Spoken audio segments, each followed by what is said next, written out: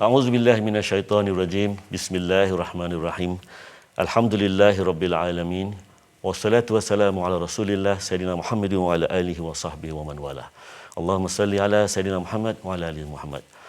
Alhamdulillah, bersama saya Zainal Arifin Ismail, hos anda dalam rancangan Talian Jiwa #Kami Dengar Kami Bantu.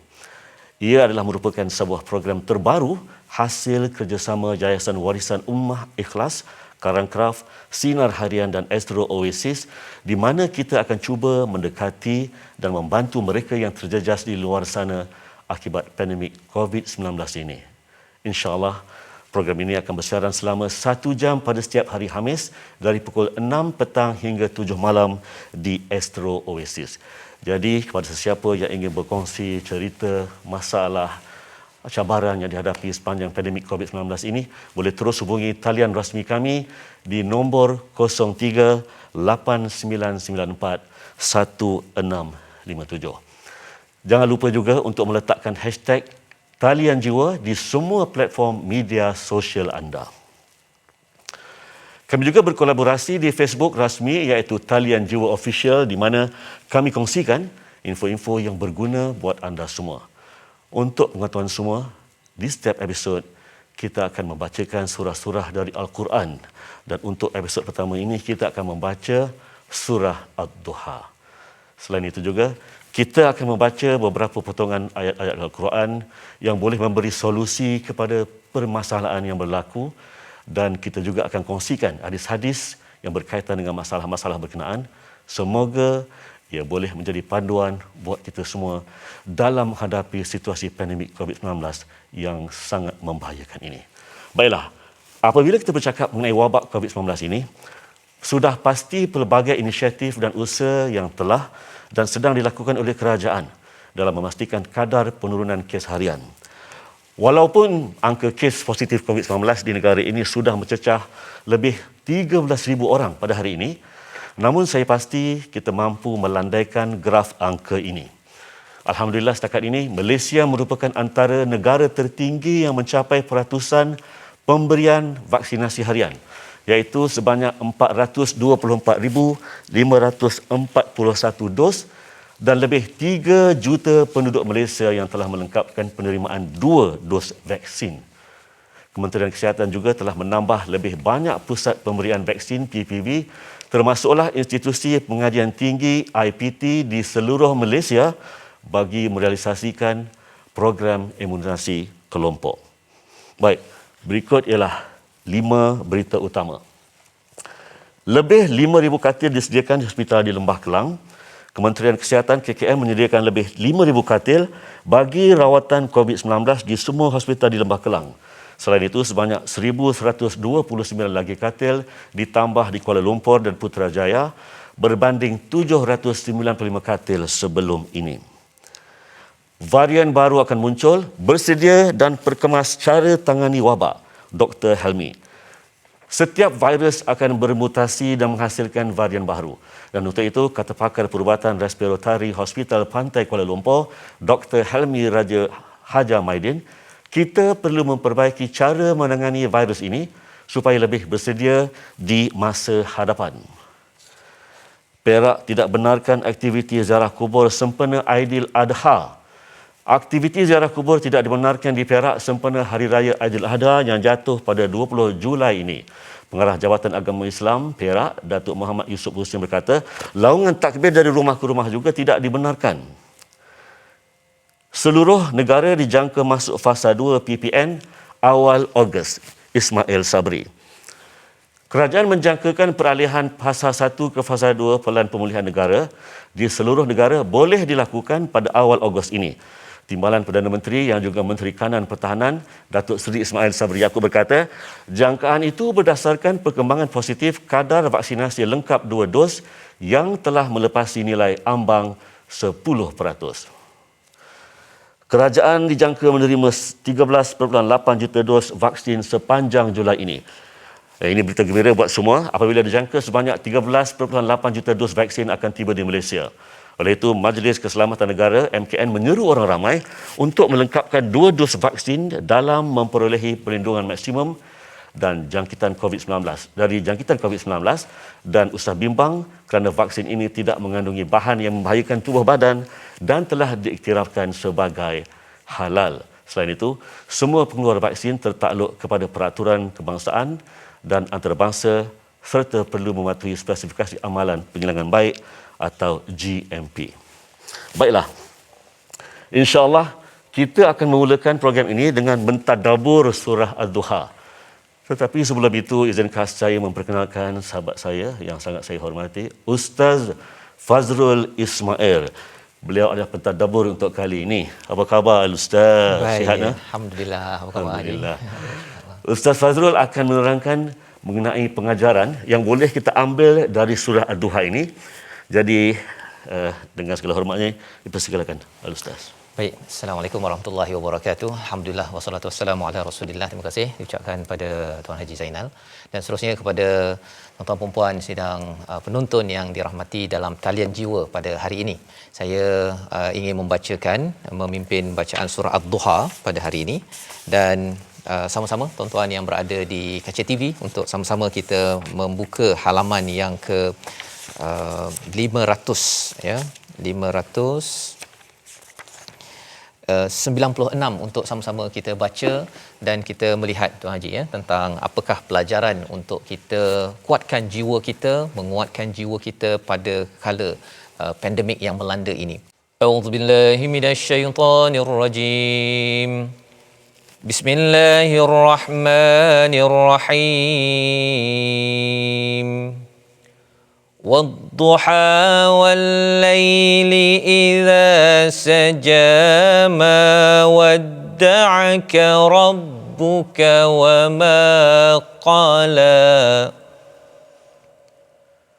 وللآخرة خير لك من الأولى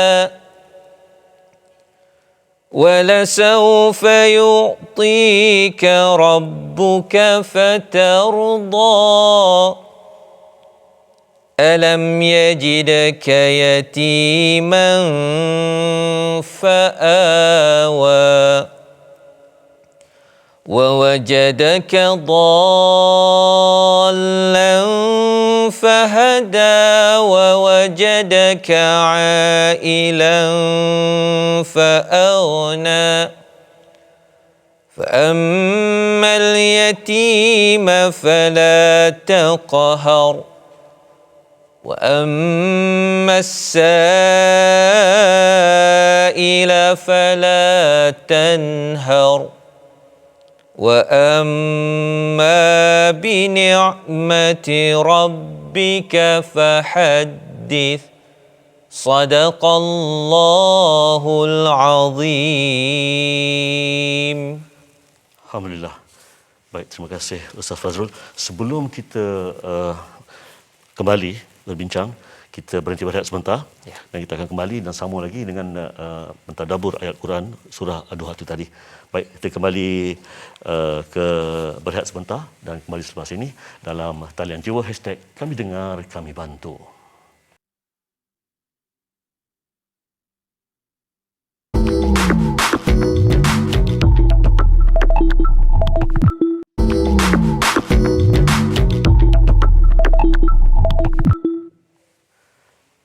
Alhamdulillah bertemu kembali dalam rancangan Talian Jiwa #Kami Dengar Kami Bantu. Anda bersama saya Zainal Arifin Ismail dan sahabat saya Ustaz Fazrul Ismail.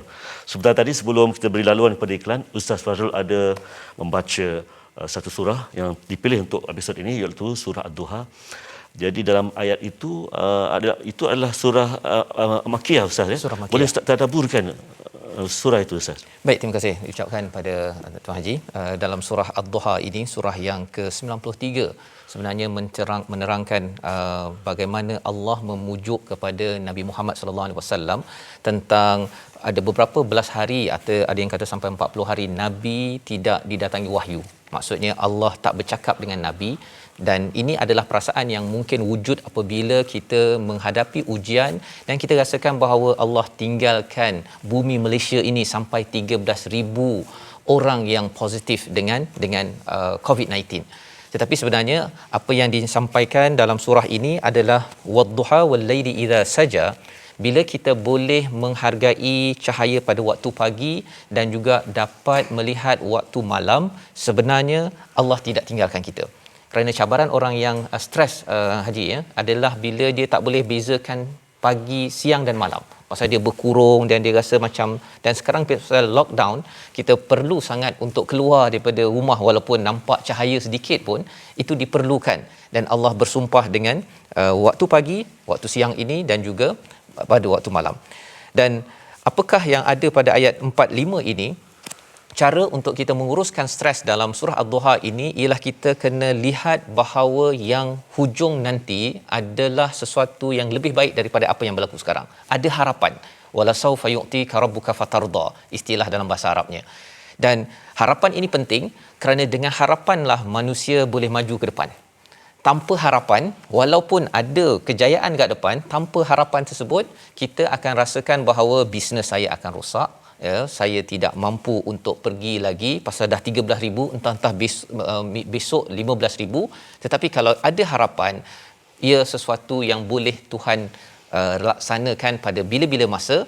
Cuma kita kena bertahan, kita kena melihat balik kaedah dalam ayat yang ke-6, 7, 8 ini, flashback balik semula. Apa kejayaan dulu kalau Nabi ini yatim ada keluarga, ketika bingung dapat hidayah, dapat pencerahan, ketika miskin jadi kaya. Kalau kita ni Tuan Haji, ya, kalau katakan dulu kita mungkin buat sesuatu waktu kecil lah, kita tak pandai, tapi sekarang ni dah pandai. Contohnya dulu kalau yang buat bisnes tak berjaya, sekarang dah berjaya. Ini kita flashback balik, penting, kerana kalau orang yang stres, kalau kita menghadapi cabaran, tidak flashback kejayaan-kejayaan daripada kelemahan kita dahulu, kita akan rasakan bahawa kita tidak ada bukti bahawa Tuhan pernah menolong kita. Jadi di hujung itu dinyatakan kalau kita nak keluar daripada stres ini, ada 3 perkara action oriented. Action maksudnya yang pertama, anak yatim jangan kita herdik, orang minta tolong jangan kita pulaukan, dan kita sebut perkara-perkara yang baik. Dekat Facebook bercakap-cakap begini, Haji, ya, nanti kita akan bersama dengan penonton kita. Kita tahu ada cabaran, tapi kita kena pandang sisi cahayanya itu tadi. Ini tadabbur surah Ad-Duha. Jadi maknanya ayat itu memberi harapan kepada makhluk, hamba kita sebagai hamba Allah. Betul. Mana jangan kata tiada harapan, mana Betul. ada harapan walaupun berapa susah sekalipun. Betul. Cubaan yang kita hadapi. Betul. Baik. Di talian sekarang ada tetamu yang sedang menunggu, tetamu khas, iaitu bersama kita ni sebentar ni, saya perkenalkan Profesor Madya Dr. Nora Madzin. Beliau ialah pakar perunding psikiatri dan Ketua Jabatan Psikiatri Kuliah Perubatan Universiti Islam Antara Malaysia. Apa khabar Profesor Doktor? Assalamualaikum. Alhamdulillah. Alhamdulillah. Syukur setakat ni, alhamdulillah. Baik. Jawatan dan jabatan yang doktor pegang ini adalah jawatan yang penting. Setakat ini ada tak doktor menangani masalah-masalah yang berkaitan dengan pandemik COVID-19 ini? Masalah-masalah berkaitan dengan terkesan dengan dari segi ekonominya, dari segi kesihatan dan keselamatan dan sebagainya. Ada tak, Prof? Ya, memang kita tak nafikan lah, ya, Tuan Haji dan Ustaz. Memang itu yang selalunya kita tengoklah, lebih-lebih lagi kebelakangan ni. Waktu PKP yang tahun lepas tu, kita masih tak menerima, tapi kesan dia selepas yang masuk yang kali ni, kita menerima banyak kes-kes yang stres, anxiety, depression, sampai kadang-kadang tahap untuk suicidal jugalah, ya, macam rasa tak nak hidup dah. Tapi mereka ni datang mendapatkan bantuan tu dengan cara berbagai-bagai lah. Dan ini adalah kesan yang kita jagakan. Kerana bukan kita nak pun keadaan ni sekarang, kan Tuan Haji, Ustaz. Jadi itu yang kita rasa agak sedih jugalah. Tapi kesan yang kita tengok ni memang secara global pun. WHO semua research dah buat, dan itu dilihat dalam saya punya seharian punya pesakit yang datang berjumpa saya lah di klinik saya juga. Jadi bantuan yang diberi itu dalam bentuk apa tu? Okey. Ya, kebanyakannya yang datang ni, satu dia kehilangan pekerjaan lah. Yang keduanya, pesakit COVID tu sendiri, mereka rasa distigmakan. Yang ini macam, tapi alhamdulillah selepas kerajaan dah buat banyak apa orang kata awareness ya untuk memberitahu kesan-kesan ni. Jadi kalau dulu tahun lepas tu ada kes tu yang datang tu macam stigma. Dia kata saya dulu jual kuih, sekarang saya keluar daripada ward, orang tak mau beli saya punya kuih. Jadi ini dah lah sakit. Lepas tu hilang pula pekerjaan dan bukannya datang dari golongan yang orang kata M40 ke T20 ke kan. So yang terkesan ni ada juga yang B40 lah. Jadi dalam bantuan yang saya dapat bagi kepada mereka ni, pertamanya saya kena assess dulu. Mereka ni tahap apa. Sebab apabila berlakunya keadaan yang sebegini, kita kena tengok yang secara psikologinya pun kita kehilangan. Contoh dia hilang pekerjaan. Kehilangan orang tersayang tu memanglah disebabkan oleh COVID. Ada yang meninggal, family semua. Tapi hilang pekerjaan pun adalah salah satu yang kita kena grieving. Kita kena lalu proses, apa orang kata, proses grieving tu kalau dalam Maaf Doktor, istilahnya. sudah ada panggilan sekarang di talian. Ada pemanggil. Okey. Beliau Nurliana, Ustazah Nurliana di talian sekarang. Kita tangguh dulu perbincangan tu nanti Prof, dan mungkin Prof boleh komen pada perkongsian yang diluahkan oleh Ustazah Nurliana ni. Apa khabar Ustazah Nurliana? Alhamdulillah. Dengar ya? Dengar. Okey. Terima kasih memanggil kami. Jadi apa sebenarnya yang ingin dikongsikan dengan kami pada petang ini Ustazah? Saya akan kongsikan macam mana perniagaan keluarga saya, keluarga roti yang berusia 20 tahun terkesan sangat akibat PKP. Macam terkesan, maknanya berniaga dah 20 tahun. Lepas tu disebabkan PKP ni, COVID-19 ni sebenarnya terkesan. Macam mana tu? Dia punya masalah tu? Waktu mula-mula PKP diumumkan tu, perniagaan keluarga saya jatuh sebanyak 90%. Sebab kami hantar di KLIA dan Petronas di seluruh negeri 9. Ustazah berniaga apa tu? Jadi bersama dengan kita ni pun ada Ustaz Tuan Fazrul pun boleh bertanya pada Ustazah Nurliana. Nak tahu juga Ustazah tadi bercakap tentang hantar barang, apa yang diniagakan tu? Keluarga saya memiliki kilang roti tapi tak adalah besar, kilang roti mini di dalam kampung yang dah beroperasi selama 20 tahun dah. Jadi kami jual roti lah. Waktu sebelum PKP kami adalah supplier roti di KLIA dan also di Petronas di seluruh negeri 9. Ustazah, jadi masalah dia sekarang, kami faham, maknanya perniagaan Ustazah terkesan. Betul. Jadi masalah dia sekarang terkesan maknanya duit tak ada, atau apakah dia memberi kesan kepada jiwa, macam mana? Stres ke macam mana? Lepas PKP diumumkan tu, perniagaan kami jatuh 90%. Jadi 3 bulan tu semua shock. Semua terkejut. Macam terpinga-pinga sebab tak ada sales langsung. Lepas tu adik lelaki saya balik, dia pun baru diberhentikan kerja. Saya pula sebagai guru Quran yang mengajar di rumah-rumah, di masjid pun tak ada pendapatan langsung waktu tu. Jadi lepas PKP tu lepas 3 bulan tu kita buat delivery roti sendiri. So saya deliver roti sendirilah. Mak saya, ayah, adik lelaki semua buat roti. Saya yang pergi deliver roti dari rumah ke rumah. Daripada satu kilang yang berinteraksi dengan 2-3 company, saya terpaksa berkomunikasi dengan masyarakat sekeliling. Adalah satu benda yang sangat terkejut sebenarnya. Dulu kita berinteraksi dengan sikit-sikit company besar, sekarang kita kena berinteraksi dengan setiap isi rumah yang ada di Nilai. Jadi saya masuk dalam grup WhatsApp dan sebagainya lah. Ustazah, bersama saya ni, sekarang ni Profesor pun ada dengar tau. Profesor Dr. Nora ni turut mendengar luahan ini. Maknanya, Prof ya, Ustazah ni, dia ada masalah dulu. Perniagaan dia terkesan. Nak bankrupt, terkejut dan sebagainya. Tapi, nampaknya menerusi cerita tadi, Ustaz ya, beliau mampu keluar daripada masalah tu. Betul ke itu, Ustazah Betul Lepas kita deliver makanan tu, lepas tu PKPB pula. Bila PKPB dah stop deliver, orang ramai datang dekat kilang roti. Lepas tu kita terpaksa tukar kepada restoran. Daripada kilang roti jadi restoran tepi sungai. Lepas tu dah habis PKPB tu, ramai orang dah start datang.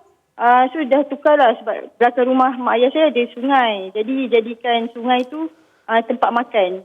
Waktu tu pakai tikar je lah awal-awal sebab bisnes kita dah down kan. Lepas 6 bulan tu baru kita tukar. Tapi sekarang ni bila PKPD balik, sales kita jatuh balik sebab restoran dah tak boleh buka, dah tutup. So bisnes kita jatuh, lepas tu naik balik waktu PKPB. Lepas tu kita jatuh balik waktu PKPD. Jatuh dalam 70% lah still. Habis sekarang macam mana? Bila jatuh ni mampu, yalah maksudnya dari segi pendapatan semua macam mana? Nak makan semua? Jadi waktu PKP dilaksanakan, staf kita kurangkan banyak lah. 3 seorang je. Bila PKPB kita naikkan balik staf sampai 12 orang. Lepas tu bila PKP diumumkan, jadi deliver je. Tengok sales jatuh, jadi kita kurangkan pekerja dalam masa sebulan tu. Bila PKPD dilaksanakan, sekarang ni staff tinggal family lah. Mak saya chef masakan Melayu Jawa, ayah chef pizza, ayah chef roti, adik lelaki chef pizza, saya buat marketing. Sekarang ni tinggal family dengan 2 orang staff yang ada. Maksudnya Ustazah tadi, Ustazah mengajar Quran dan sekarang ni tak mengajar Quran, buat marketing untuk roti tadi Yang saya buat roti marketing untuk roti Maria tu khas untuk pendapatan keluarga saya. Lepas PKPB tu dah mula kelas online, waktu tu saya mula mengajar online. Tapi saya tak ambil ramai student sebab saya sendiri keluar deliver makanan. Kelas saya kadang-kadang lepas saya deliver tu dah sampai waktu kelas, saya berhenti kereta tepi jalan. Saya cek bacaan pelajar-pelajar saya macam tu.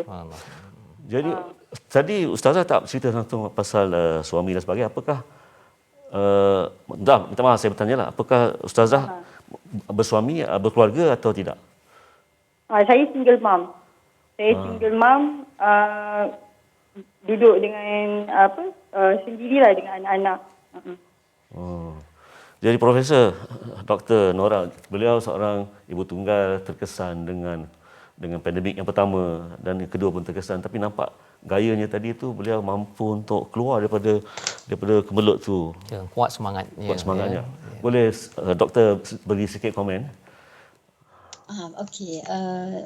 Apa tu saya mula-mulanya saya Masya Allah lah ya, Masya Allah. Ustazah ni dalam dia punya kemelut ni pun banyak yang kita tengok, ibu tunggal, kehilangan pekerjaan, satu legacy ya, dah bertahun-tahun dia orang ni dia mengusahakan, dan dia juga seorang guru Al-Quran. Jadi mungkin satu yang macam mana dia first time dia masih mengharap, ada harapan, belum ada hilang harapan. Tetapi yang agak terkesan sekarang saya tengok yang masalahnya dia kehilangan banyak benda lah. Satu, kehilangan legacy tu, kehilangan pekerjaan dan benda yang dia suka kot. Ustazah mungkin suka mengajar ni. Tapi benda tu tak dapat nak buat dah pula. So salah satu, jadi kemungkinan lah bila kita tengok Ustazah ni, insyaAllah dia ini adalah normal, reaksi normal yang berlaku pada semua manusia. Bila berlaku satu-satu musibah atau satu-satu stres lah kita kata, tertekan, kita akan melalui fasa ni. Tapi Alhamdulillah, mungkin Ustazah dia ada coping skill yang bagus sebelum ni. Coping skill maknanya coping skill ni macam-macam. Ada orang, macam Ustazah saya tengok tadi, Ustazah buat cara, ada cara. Dia try to solve problem tu. Jadi salah satu stress relieving atau stress coping ni ialah kita menangani stress, kita tengok problem tu real. Tak ada duit, tak ada make business, apa yang kita boleh buat daripada seorang yang mengajar Al-Quran dan suri rumah, tetapi sebenarnya out of this musibah dia ada kebolehan untuk jadi marketing. So mungkin ini yang kita nampak hikmah. Dalam dari segi psikologi pun memang kita akan sentiasa cuba mengingatkan yang kita dalam manusia ni ada weakness, ada strength. So kadang-kadang kita punya kekuatan tu tak nampak selagi kita tak diuji dengan cara begini. So bila kita ada sedikit ujian, dan ujian ni masa kecil sebenarnya ada ujian-ujian kecil-kecil, dan sebenarnya kita dah develop benda tu. Jadi ustazah dia dah keluar daripada satu, dan dia masih lagi, kalau saya rasa kita assessment saya lah, kalau sekiranya berlaku kehilangan tu, dia adalah normal reaction, dia akan rasa mula-mula risau apa semua tu, tapi ustazah dah lalu benda tu. Cuma sekarang yang masalahnya ialah PKPD pula datang kan. Jadi daripada elok dia nak naik, boom, jatuh pula. Sekarang kadang waktu beginilah yang yang 2 kali diuji ni, kadang-kadang kita akan terkesan lah. Contoh dia, kita akan rasa risau, resah. Masih lagi dijadikan rasanya masih normal, sebab ustazah masih boleh rasional. Masih boleh buat berfikir apa next step. Tapi saya rasa cara yang untuk kita buat ni, kalau sekiranya masih tidak terganggu tidur, makan, perangai kita, kebiasaan kita, insya-Allah kita pergi kepada mengenali atau kita acknowledge apa, kita kena pasti it's okay, ini kita rasa susah hati sekejap. Terima kasih Prof. Kita berhenti sebentar untuk beri laluan pada iklan. Tapi juga terima kasih kepada Ustazah Liana yang berkongsi masalah dia tadi. Kita akan sambung perbincangan ini selepas iklan nanti. Tapi nak bagi tahu, kerajaan juga sebenarnya ada memperkenalkan bantuan khas ibu tunggal sebanyak RM300 secara one off pada penerima yang layak. Jadi terima kasih Ustazah Liana berkongsi luahan perasaan tadi, dan juga kepada Prof. Jadi kita kembali selepas ini bersama lagi dengan Talian Jiwa #Kami Dengar, Kami Bantu.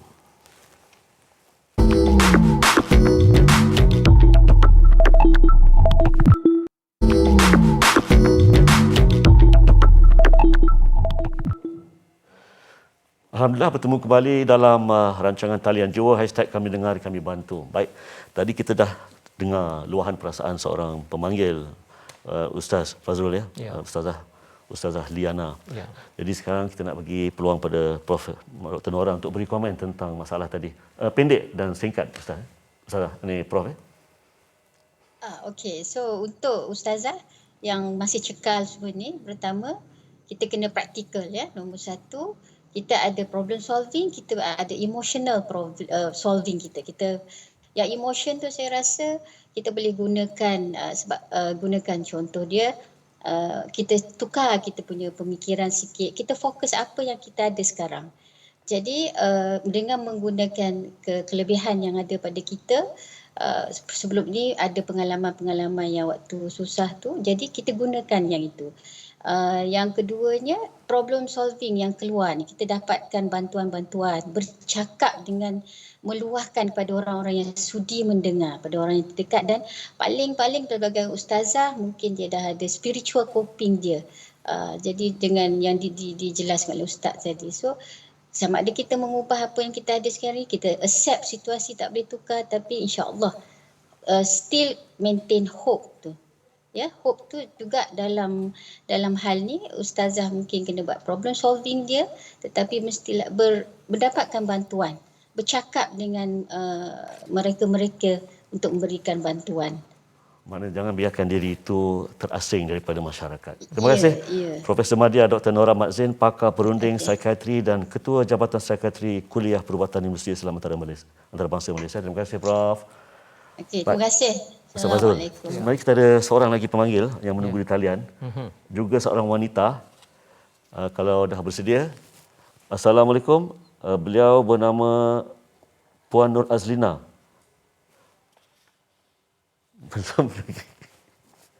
Belum lagi. Okey, baik.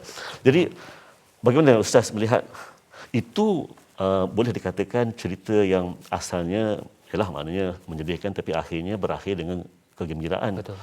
Tapi rasanya tak semua orang begitu. Betul. Ustaz. Itu yang sebenarnya saya nampak tadi bila Prof berkongsi sejajar dengan apa yang dalam surah Ad-Duha tadi itu. Maksudnya harapan dan kemudian kena cope balik berdasarkan kepada pengalaman.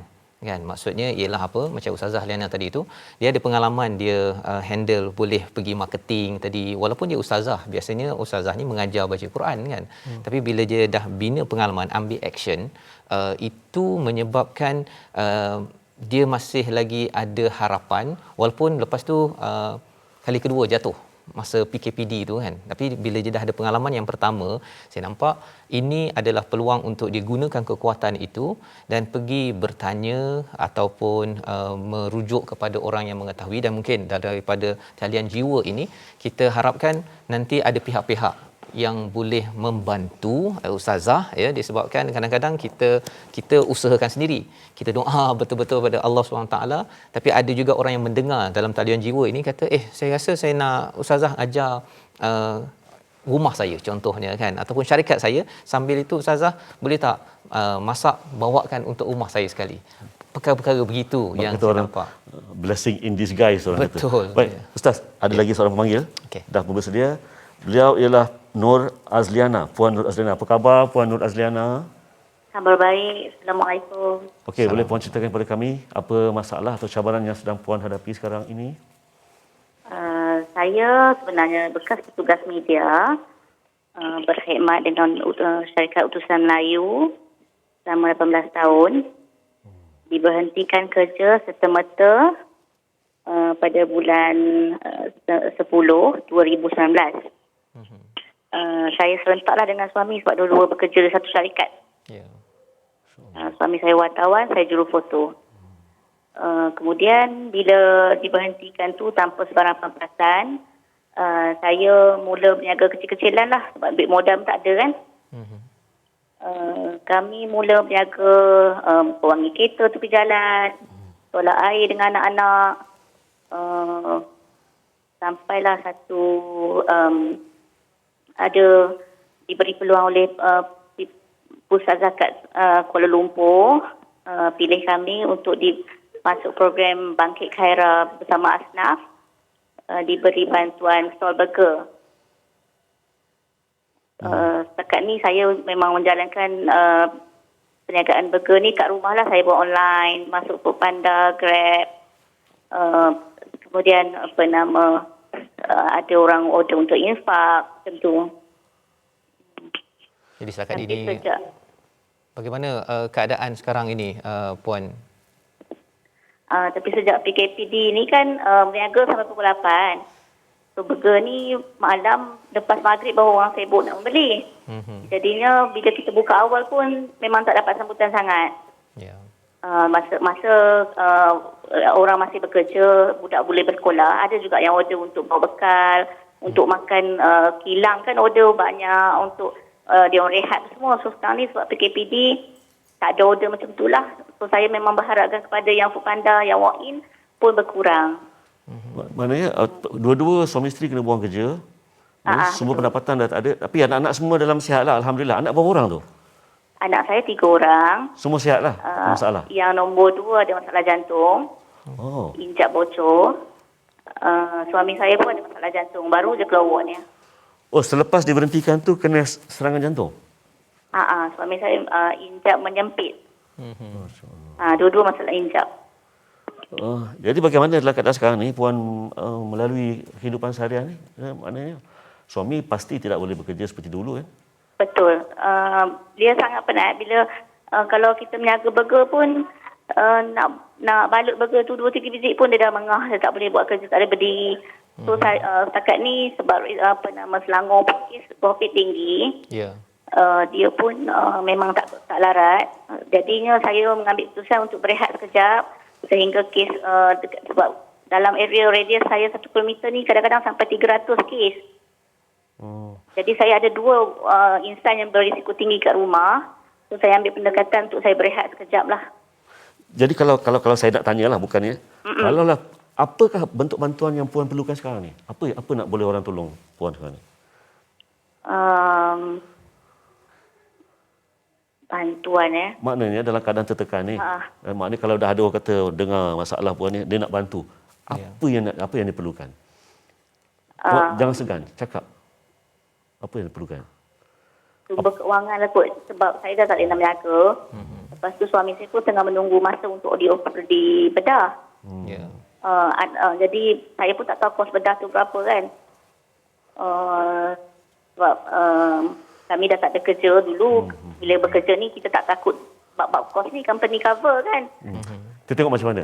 Mungkin menerusi rancangan talian jiwa kami dengar kami bantu ni sesuatu boleh dilakukan. Tapi sebenarnya untuk pengetahuan semua, kerajaan juga ada memperkenalkan sebuah skim JKP 40 pada perusahaan kecil sederhana PKS sebanyak 1,000 dan ia boleh dimohon bermula 15 hari bulan Julai. Maknanya Yang JKP tu saya dapat. dapat. Saya dapat, saya dah mohon. Baik. Alhamdulillah dah dapat lah membantu sikit-sikit kan. Baik. Tapi saya banyak simpan jugalah duit tu sebab nanti kan nak mula berniaga balik takut tak ada modal. Betul. Baik. Alhamdulillah. Dan kita doakan juga pada puan yang kuat semangat menjaga keluarga ini ya, bagi penonton yang mengikuti program sekarang kan, boleh harapnya dapat menghulurkan bantuan kan. Mungkin bila cakap tentang bantuan ni Haji ya, satu bantuan keuangan bagi tuan-tuan yang mendengar sekarang ini kan. Tapi yang keduanya bantuan dari segi jaringan. Kalau katakan puan tadi buat burger ke, ataupun mungkin juga bantuan ketiga ialah idea kemahiran. Pasal puan tadi pandai tangkap gambar katanya. Puan juru foto. Juru foto ya. Ya, saya. Juru foto. Jadi kemahiran menangkap gambar ni sebenarnya juga dia adalah kemahiran di peringkat apa istilahnya digital kan. Ada orang yang dia ambil servis buat gambar, buat grafik. Mungkin itu perkara yang boleh dieksplor bersama puan nanti. Pasal perlu berada kat rumah, memang kena berada kat rumah menjaga suami. Tapi dalam masa yang sama, kemahiran puan itu amat mahal. Saya perasan sebentar tadi kerana itu pengalaman di media yang harapnya selain daripada bantuan jangka masa pendek, kita boleh ke arah situ Haji ya. Baik. Maknanya kita memanglah orang kata berat telinga yang mendengar, berat lagi bahu yang memikul. Kami hanya mampu untuk memberi pandangan dan tolong sedikit sebanyak yang kami mampu. Tapi mudah-mudahan dengan apa yang berlaku pada hari ini menerusi rancangan ini, mudah-mudahan talian jiwa #kami dengar kami bantu ini dapat menjadi laluan bagi puan mendapat bantuan dalam bentuk apapun. Baik. Terima kasih puan. Kami doakan puan sekeluarga berada dalam lindungan Allah Subhanahu Wa Taala sentiasa ya. Amin. Terima kasih. Baik, saudara jangan ke mana-mana, kembali selepas ini dalam talian jiwa #kami dengar kami bantu.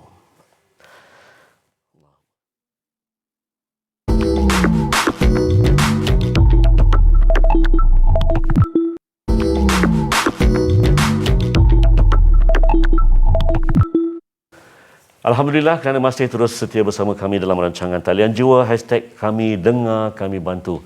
Kepada sesiapa yang ingin menghubungi talian jiwa, boleh hubungi talian rasmi kami 03 8994 1657 03 8994 1657. Baik, tadi Ustaz tadi kan ada dua pemanggilan. Ya, betul. Masing-masing ada masalah tersendiri, satu tu ustazah, satu lagi dibuang kerja. Apakah yang berlaku dengan mereka selepas ni? Adakah pihak-pihak yang akan menghulurkan bantuan? Ya, sebenarnya Haji, sebenarnya dalam program talian jiwa ini kita ada bekerjasama dengan pelbagai pihak.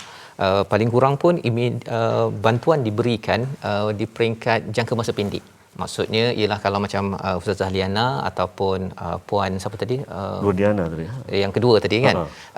Maksudnya puan nanti akan ada pihak yang akan menghubungi dan verify, pastikan kesahihan dan immediate bantuan diberikan ya untuk melegakan dari segi sumber keuangan dan dari segi jangka masa tengahnya ialah macam mana nak come up hadir dengan idea-idea dan jaringan baru untuk bisnes itu ataupun masalah itu dapat kita selesaikan bersama. Maknanya taklah mereka ni rasa terpinggir begitu saja. Ya, kita nak jumpakan dengan institusi juga insya-Allah. Baik. Ustaz dan para penonton, bersama kita pada hari ini adalah juga seorang tokoh, ini segmen pesan tokoh, dan beliau tak asing lagi Tan Sri Datuk Seri Syed Zainal Abidin bin Syed Muhammad Tahir, Ahli Majlis Agama Islam Wilayah Persekutuan. Apa khabar Tan Sri pada petang ini? Alhamdulillah, Cik Zainal, terima kasih banyak kerana sudi jemput saya pada talian jiwa.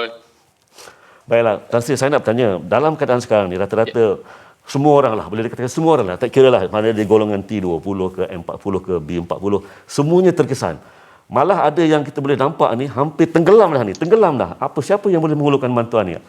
Bagi sikit komen Tan Sri. Macam mana tak soalan sekali? Maknanya apa yang boleh kita lakukan kepada mereka ni? Mereka hampir tenggelam dan tangan sudah dihulurkan meminta bantuan. Ya. Sila bagi pandangan. Okey, bismillahirrahmanirrahim. Assalamualaikum warahmatullahi taala wabarakatuh. Terima kasih Cik Zainal. Memang betul lah. Situasi sekarang ni situasi yang memang orang kata unprecedented lah. Tak pernah kita alami. Daripada bukan B40, M40, even T40 pun kadang-kadang kita dalam corporate pun masih raba-raba mencari cara penyesuaian lah. Dan bagi saya lah, bagi mereka yang orang kata terkesan, dan ramai lah, saya pun ada rakan-rakan dan saudara mara yang terkesan dalam situasi COVID ni, I think perkara yang pertama, jangan kita putus asa sangat lah. Dan kita harus melihat dan banyak bersyukur pada Allah Subhanahu Wa Taala, sebab kalau kita rasa kita ni tersepit, saya pasti ramai orang yang lebih tersepit lagi lah. Bukan saja di Malaysia, di seluruh pelosok dunia. So we are not the only one that is suffering lah. So itu satu lah bagi penting lah. Sebab kadang-kadang kita rasa tertekan, jadi jiwa kita dah, moral kita turun. Kita rasa macam kita ni adalah orang yang paling, orang kata, paling tersepit dalam dunia. Dan mungkin sikap putus asa ni akan mendorong orang membuat beberapa perkara yang mungkin pada lazimnya tak akan buat lah. Itu kita harus elak daripada kita terjebak dalam perangkap tekanan jiwa yang sedia ada lah. So pertama, kenalah kita bersyukur pada Allah Taala. Keduanya, bagi saya, kita jangan berputus asa lah. Sebab orang kata, kalau dalam bahasa orang putih, every crisis there's always an opportunity. Di mana ada krisis, mungkin ada peluang yang terbuka. Mungkin kadang-kadang kita tak pandang pada peluang yang sedia ada. Saya bagi contoh lah, ini orang kata pengalaman peribadi saya. Sekarang ni kita tahu kan, kerajaan telah beri, orang kata, menghalang orang pekerja asing untuk datang ke negara. Dan banyak sektor sekarang memerlukan pekerja, bukan kata sektor kilang. Kadang-kadang pembantu rumah pun, nak bersih rumah pun orang tak ada orang yang nak buat. Sebab pembantu Indonesia tak ada, pembantu Filipin tak ada. Tapi kita kadang-kadang orang di Malaysia ni, apabila kita sepik, kita terlalu memilih, Zainal. Kita terlalu memilih. Pekerja ni saya tak boleh buat, mana kerja ni mungkin standard tak sampai pelajaran saya. Bagi saya, dalam masa kita terdesak ni, kita harus berlapang dada lah. Jangan kita memilih sangat pekerjaan yang ada. Yang penting kita cari rezeki yang halal, kita buat usaha untuk mendapatkan, orang kata, income untuk membantu keluarga. Peluang masih ada, cuma kadang-kadang ni kita tak tengok pada tempat yang sesuai lah. So saya nak sarankanlah mereka yang boleh tersepit, pertamanya bersyukur, kedua jangan putus asa. Kita cari peluang yang lain. Mungkin ubahkan lensa yang kita selalu tengok. Kalau kita dulu kerja kopi, bagi kita income ni nak kerja office, tapi walhal banyak lagi kerja-kerja yang halal yang kita boleh buat, yang boleh mendatangkan orang kata pendapatan yang berbeza. Keduanya, yang seterusnya, saya rasa kalau saya nak bagi saranan lah, apabila kita duduk kat rumah ni, macam saya lah kan, ada masa ke lapangan, gunalah masa lapang ni, cari, orang kata, skill yang baru. Cari skill yang baru. Sekarang ni alhamdulillah, bila ada online ni, banyak lah kita dah boleh belajar online, marketing online, nak buat nak buat programming pun boleh buat online, macam-macam skill. Tapi kena ada usaha lah. Kan? Kena duduk saja, asyik kerja komplain 4 jam. Kan? Jadi janganlah kita, orang kata, komplain sangat. Saya faham memang semua mengalami tekanan. Tapi cari skill yang baru. Ambil masa ni mencari. Sebab skill yang baru ni insya-Allah akan memberi kita ruang yang lebih luas, yang besarlah di luar lah. Itu secara komen permulaan lah, Zainal. Terima kasih Tan Sri. Malangnya waktu ni sangat terhad waktu ni. Jadi kita mengucapkan banyak terima kasih kepada Tan Sri Datuk Seri Syed Zainal Abidin bin Syed Muhammad Tahir atas perkongsian dan kesediaan bersama kita pada petang ini. Terima kasih Tan Sri. Jadi untuk pengetahuan anda, bagi pemohon JKP 3.0, sebanyak 500 juta ringgit PKS Mikro disalurkan mulai 12 hari bulan Julai. Itu maklumat yang saya kongsikan pada petang ini, Ustaz. Baik, kita akan berhenti rehat seketika. Teruskan bersama dengan kami dalam Talian Jiwa, #Kami Dengar, Kami Bantu.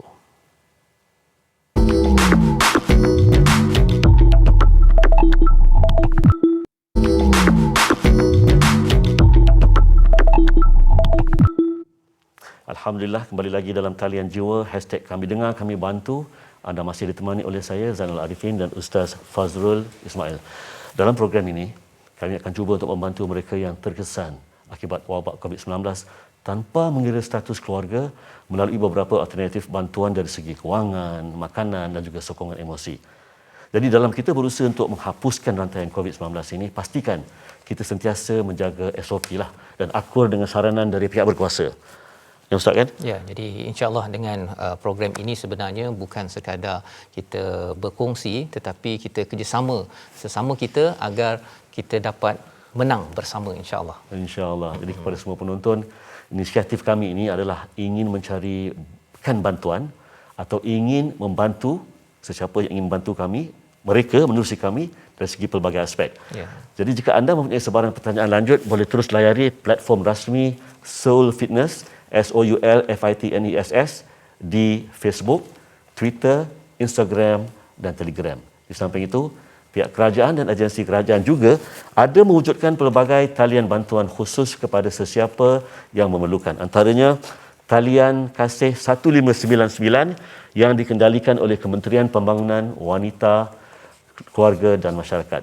Selain itu, pihak kerajaan juga ada menyediakan bakul prihatin negara untuk mana-mana individu yang terputus bekalan makanan dengan menghubungi bilik gerakan Jabatan Kebajikan Masyarakat berdekatan. Jadi insya-Allah dengan izin Tuhan, kami dengar, kami bantu. Ya, insya-Allah. Jadi apakah ada sedikit hadis yang Ustaz nak kongsikan pada petang sebelum menutup? Sebelum penutup ini saya ingin berkongsi satu hadis ya yang dibacakan oleh yang diriwayatkan oleh Nabi sallallahu alaihi wasallam daripada Nabi ketika di awal Madinah saja ya.